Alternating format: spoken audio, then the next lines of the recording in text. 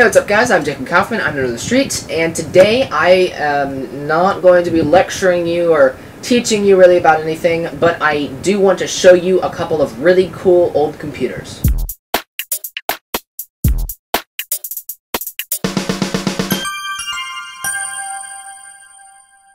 So you remember I mentioned a while ago those awesome people, Maddie and Dan Reinagel. Maddie Reinagel is my friend from school, and Dan is her dad, and they gave me both this iMac G3, another iMac G3 in another room right now that has Linux on it, and that PowerMac G3 behind my desk that I am using as a web server. If you go to my website, that's what it's hosted on.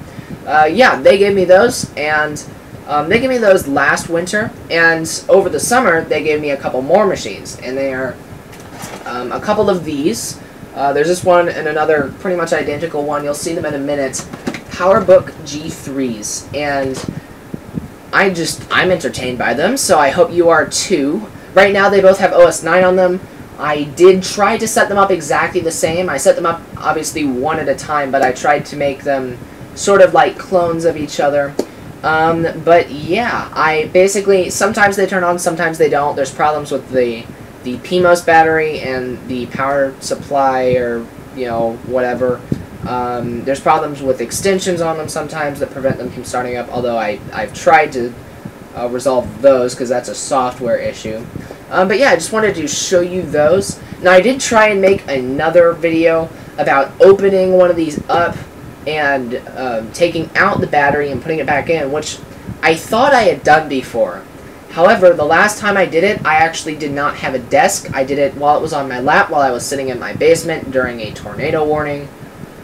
How does that happen? I don't know. Long story short, when I pulled up the guide for how to do it again, it turns out I really should have had to take the entire thing apart, literally take the screen out, take every single logic board out, just to get to that battery. So I'm not sure what I did the first time, but I don't think it was what I was trying to do.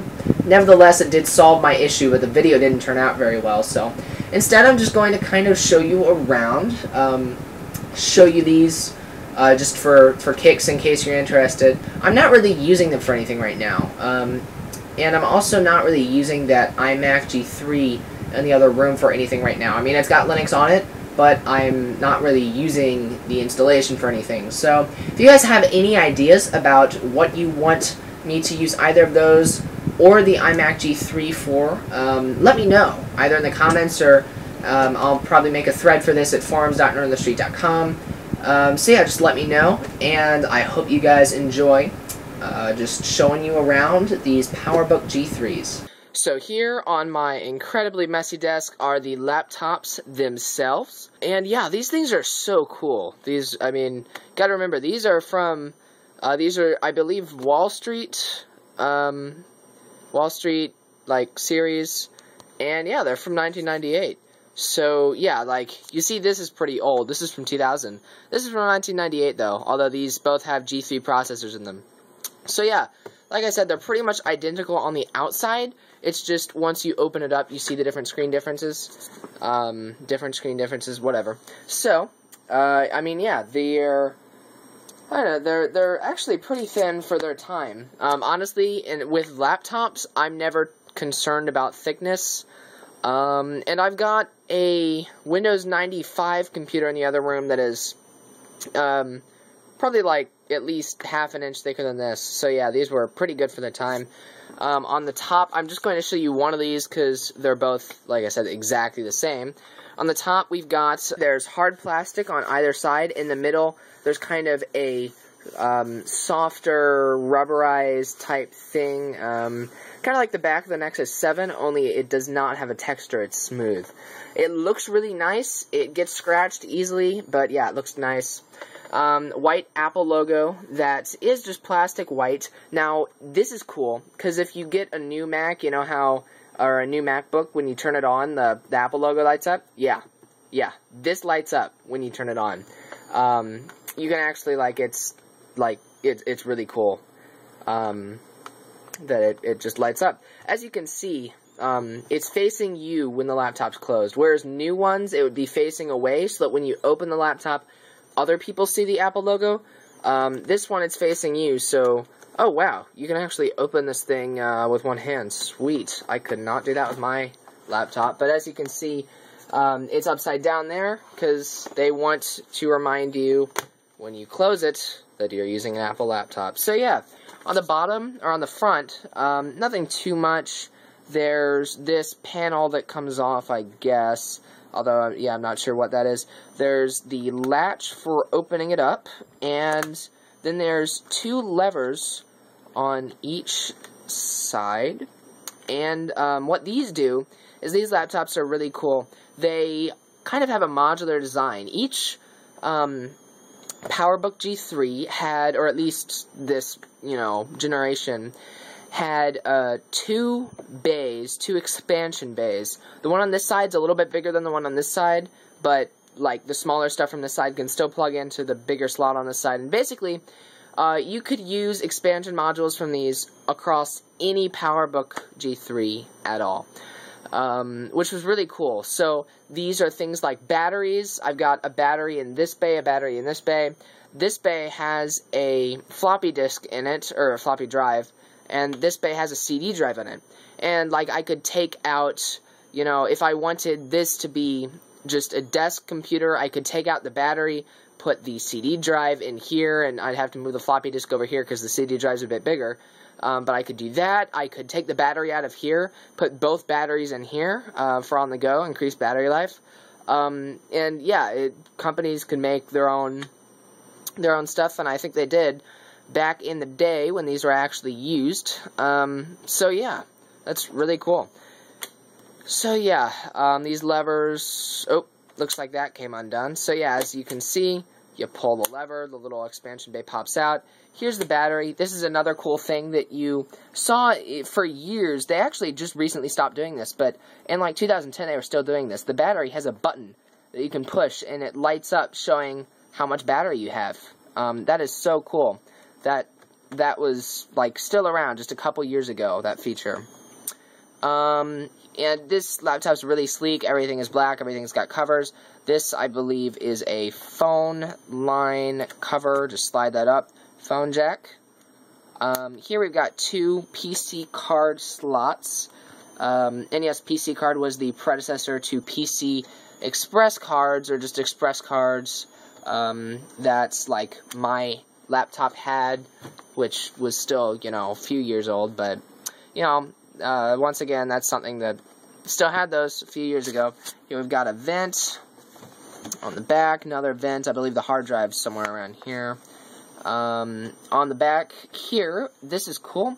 We've got just one fold-down door, and we've got the reset key combination. There used to be one of those holes that you could insert a pen into, like the tip of a pen or a pencil into, if you wanted to reset the power supply. However, this new generation did not have a pinhole. I actually spent a lot of time trying to stick a pin into that dot there, if we can get it to focus, before I realized that that was not indeed a hole, which I realized when I saw that there was another one right over here. So yeah, there's no hole, there's just a key combination, which they nicely print for you on the computer itself. Because obviously you can't look that sort of thing up when the computer's not working. We've got keyboard and mouse, just general plug-in thing. PS2, I believe, or maybe just PS, I don't know. Here we've got, looks like similar to PS2. Not sure, it's got printer and phone, so yeah. We do have Ethernet, and I was able to connect both of these to the internet successfully. Obviously, you're limited by older hardware. I believe these are both upgradable to like 10.2, which is like around Panther, supported by Apple, and then unsupported you can get up to Tiger even.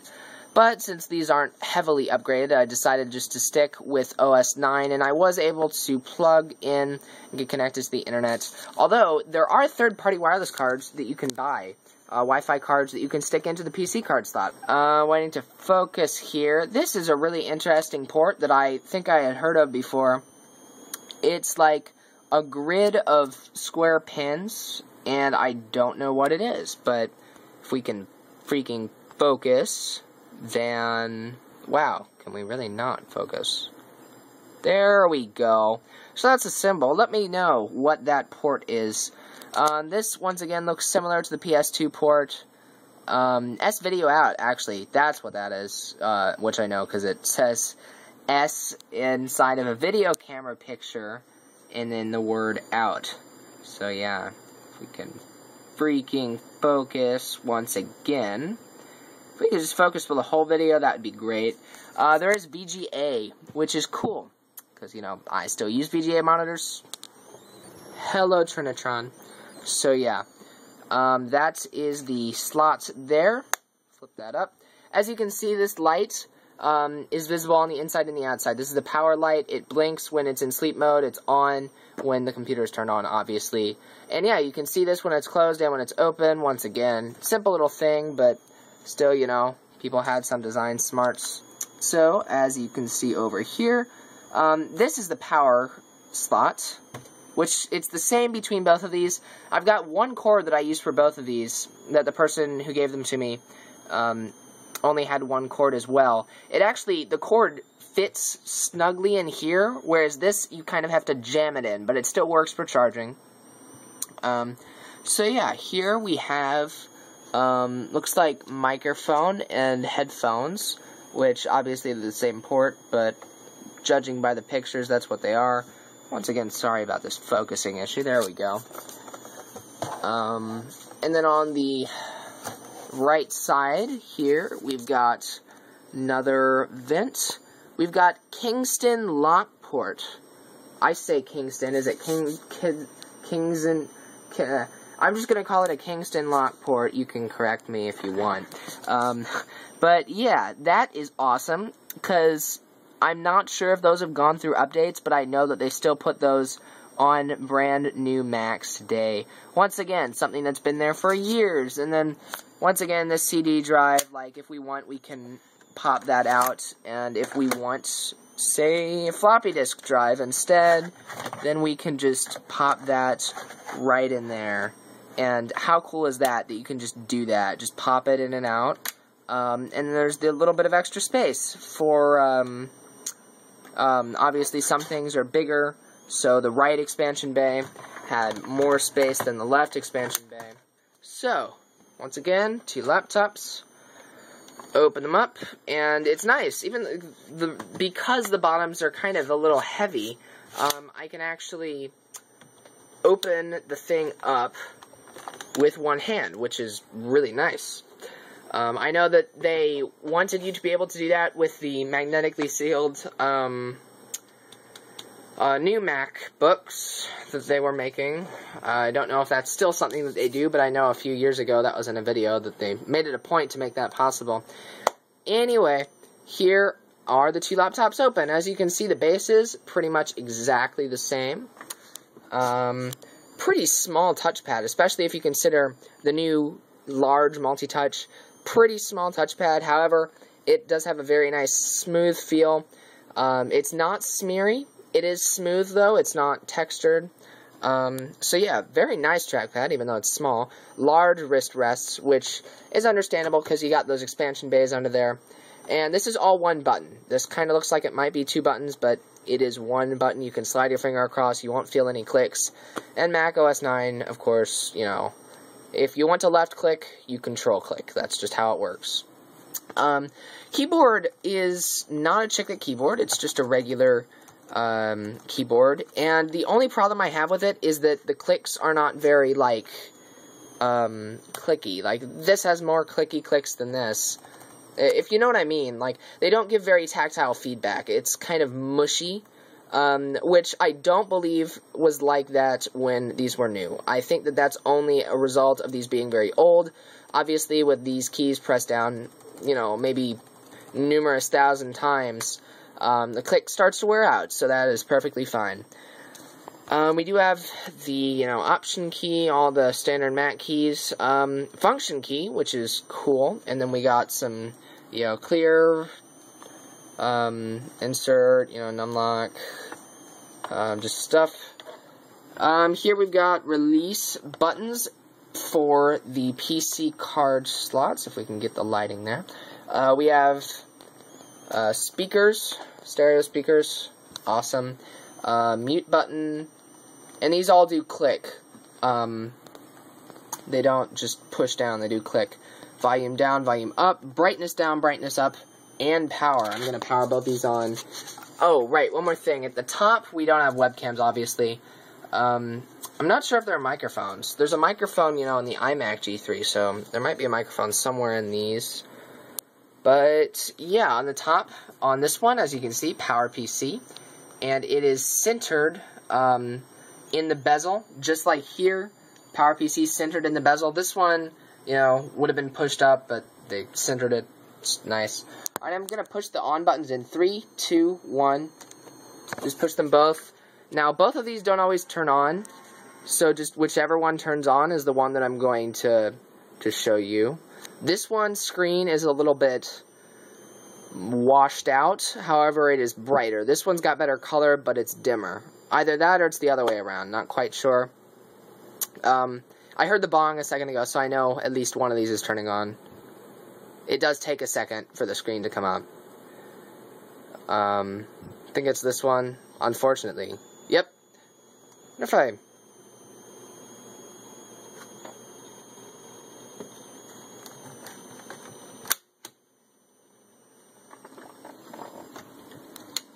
Alright, so as you can see, welcome to macOS 9.2. I'm still trying to fix this other one here, but...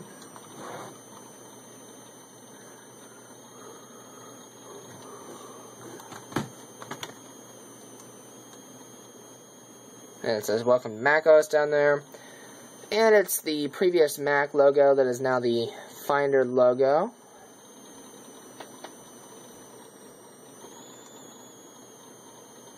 Yeah, I don't think this one's going to turn on. Just various things control when these turn on, when they don't. As you can see, mouse is moving around.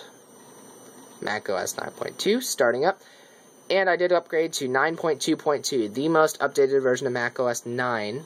Now, I'm hoping this doesn't freeze. There's a problem with the Apple Audio extension that happens right after this internet one that freezes the computer and prevents it from starting. Now, I did, you know, track down which extension it was that was causing the problem. But, yeah. Alright, good. Looks like we're still loading up. macOS 9, like the PowerBooks themselves, had sort of a modular design. Extensions provided more functionality. Which were kind of a neater way of putting startup programs.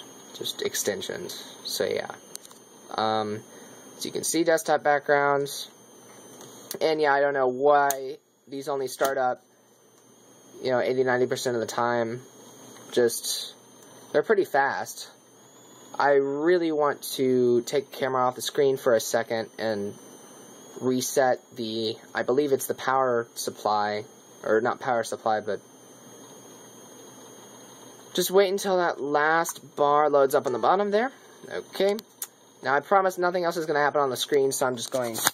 Okay, yeah, it doesn't look like that's turning on. So, I do like the screen better just because it's bigger, but we'll just show you this one today. So, yeah, network time error. And as you can see, I've enabled all system sounds, so when you click on specific things, you kind of get a little feedback there. I think the brightness is definitely turned all the way up. And volume is now turned all the way up, so you can hear, yep, tactile feedback. I've got AppleWorks on here. I've got Classilla, which is a Mozilla-based web browser that, basically, this is like a mobile website browser. Obviously, I can't show you it or Internet Explorer 5 right now, because we're not going to access the Internet. But yeah, we've got Microsoft Office on here. And yeah, AppleWorks is cool. It's a little bit faster than Word, although I have written an article for my website in Word, and, you know, it works fine. AppleWorks is a little bit unstable on OS X, however, I haven't played around with it too much in OS 9, so I can't really talk about that. You'll see the launcher here is not enabled by default, however, it is included by default in macOS 9, so this was not something extra I installed, even though it's not configured by default, it is included, and that launcher is sort of like a precursor to the dock in macOS X. That's a pretty important feature, pretty important thing in the operating system. As you can see, Word for Mac 2001 is on here. I believe the last one, either the last one to support Mac OS 9, or I might have grabbed the last one to natively support Mac OS 9. And as usual, I did, just find people who had this stuff, because I know a lot of awesome people who have old software and whatnot. Word is a little bit slow. The thing is, once you get typing, it's fast.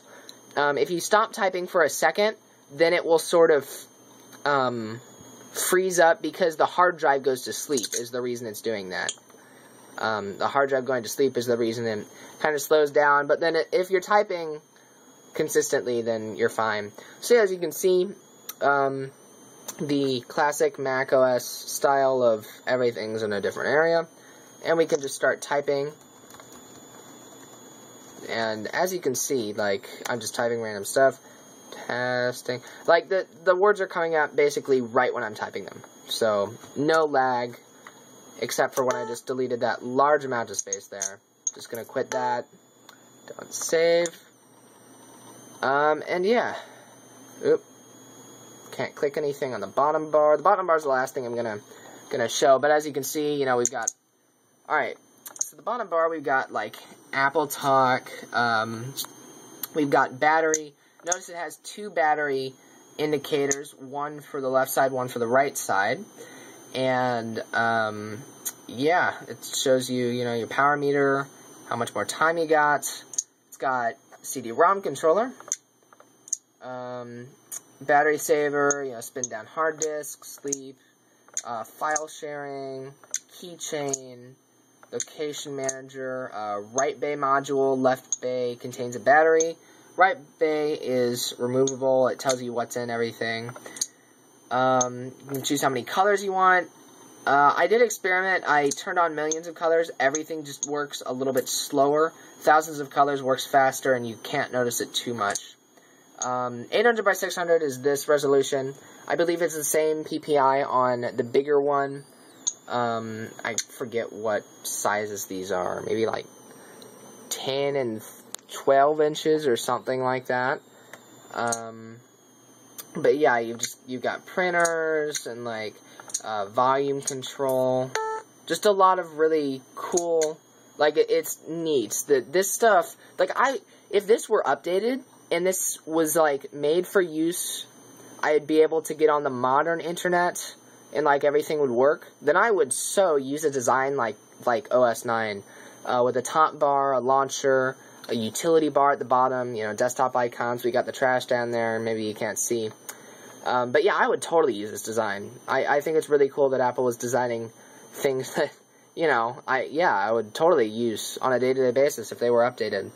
So yeah, the last thing I want to point out is this was pretty much the last computer to have Apple's colorful Apple logo there. And even though the one on the top is an apple, the one on the inside is colorful, and maybe you can see, maybe you can't, but that is lit up. So yeah, I think that's cool. So yeah, that's about everything I wanted to show you in terms of this. We got a clock, click on it for the date, just push the power button, shut it down. And yeah, so I don't really have a use for these. I like to hold on to them. I don't necessarily want to sell them. But I feel bad with people giving me computers, and I don't really have great uses for them. So I'm thinking about getting a wireless card for this one with the bigger screen, using it as a casual internet browser, maybe writing some articles like I've already done on the go. And yeah, other than that though, let me know what you guys think I should use these for. If you guys have any bright ideas. This I am using for a media server, and also for media playback through my speakers. And that, obviously, I'm using as a web server. But yeah, if any of these old computers, especially these two, you guys have any ideas for what I should use them for, let me know in the comments below. Or possibly even, maybe I'll start a thread over at forums.nerdonthestreet.com, so you can talk to me over there about it. And I will keep you updated. So yeah, guys, thanks for watching. I'm Jacob Kaufman, I'm the Nerd on the Street, and I will see you later. See ya.